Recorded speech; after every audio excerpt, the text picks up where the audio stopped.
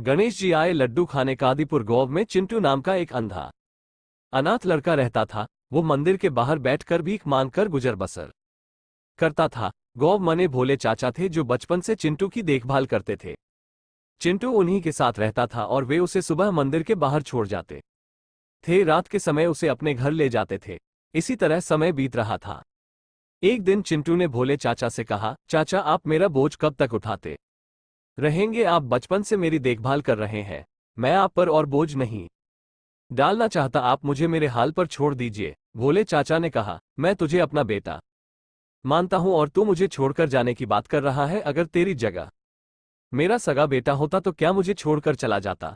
ये सुनकर चिंटू रोने लगा। तब भोले चाचा ने उसे समझाते हुए कहा, तू गणेश जी के मंदिर के बाहर बरसों से भीख मांग रहा है। समझ ले, तू उनकी शरण में है। उनकी पूजा किया कर, वे ही तेरी रक्षा करेंगे। चिंटू ने कहा, चाचा हम भिखारियों को मंदिर में जाने की इजाजत नहीं है। मैं तो मन ही मन गणपति जी को याद कर लेता हूं। तब भोले चाचा ने कहा, बेटा तू चिंता मत कर, एक दिन सब ठीक हो जाएगा। चल अब सो जा, रात काफी हो गई है।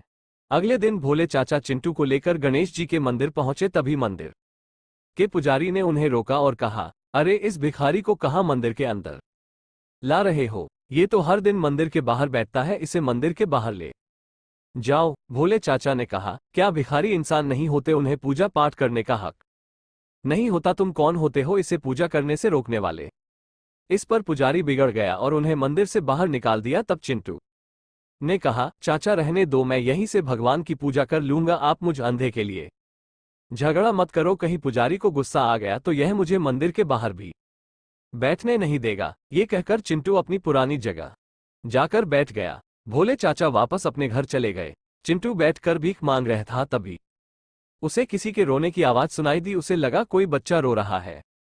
उसने टटोलते हुए पूछा, तुम कौन हो और क्यों रो रहे हो? तब उस बच्चे ने कहा, मुझे भूख लगी है और मंदिर के पास की दुकान में बहुत अच्छे लड्डू रखे हैं, लेकिन मेरे पास पैसे नहीं हैं। चिंटू ने कहा, कोई बात नहीं, तुम मेरे पैसे लेकर लड्डू खरीद कर खा लो। ये कहकर चिंटू ने अपने पैसों में से उसे 5 रुपये दे दिए। कुछ देर बाद वो बालक चिंटू के पास आया और बोला, मैं 2 लड्डू लाया हूं, एक आप खा लो। चिंटू ने कहा, नहीं तुम दोनों लड्डू खा लो। तुम्हारा नाम क्या है? उस बालक ने कहा, मेरा नाम मगन है। मैं पास ही मेरा घर है। मेरे माता पिता सुबह काम पर चले जाते हैं। मैं मंदिर में खेलने आ जाता हूं। ये कहकर वो बालक चला गया। अगले दिन से हर दिन वो बालक आता, चिंटू उसे 5 रुपये देता और वो लड्डू खाकर चला जाता था। एक दिन वो बालक आया तो उसने चिंटू से कहा, तुम रोज मुझे 5 रुपये देते हो, कभी मना नहीं करते। तब चिंटू ने कहा, मगन मैं गणेश जी को लड्डू का भोग लगाना चाहता हूं, लेकिन हम भिखारियों को मंदिर के अंदर नहीं जाने देते। जब तुम लड्डू खाते हो तो मुझे ऐसा लगता है जैसे गणेश जी खुद भोग लेने मेरे पास आ गए। तुम रोज आया करो, मैं तुम्हारा इंतजार करूंगा। इसी तरह समय बीतता रहा। एक दिन मगन ने चिंटू से कहा, मैं अब तुमसे मिलने और लड्डू खाने नहीं आ सकूंगा। मेरे माता पिता दूसरे गांव जा रहे हैं। ये सुनकर चिंटू रोने लगा। उसने कहा, मैं तुम्हारे बगैर नहीं रह सकता। मैं देख तो नहीं सकता, लेकिन जब मैं तुम्हें 5 रुपये देता हूं तो मुझे बालक रूपी गणेश जी लड्डू खाते दिखाई देते हैं। तुम मुझे छोड़कर मत जाना, नहीं तो मैं जिंदा नहीं रहूंगा। तब मगन ने कहा, अच्छा ठीक है, तुम मेरे साथ मेरे घर चलो, मेरे माता पिता से बात कर लेना। अगर वे मान गए तो मैं रोज तुम्हारे लड्डू खाने आता रहूंगा। चिंटू मगन के साथ चल दिया। काफी दूर चलने के बाद उसने पूछा, मगन लगता है हम बहुत दूर आ गए, तुम्हारा घर कहाँ है? मगन ने कहा, बस पहुंचने ही वाले हैं। कुछ दूर चलने के बाद चिंटू ने फिर पूछा, लेकिन कोई उत्तर नहीं मिला।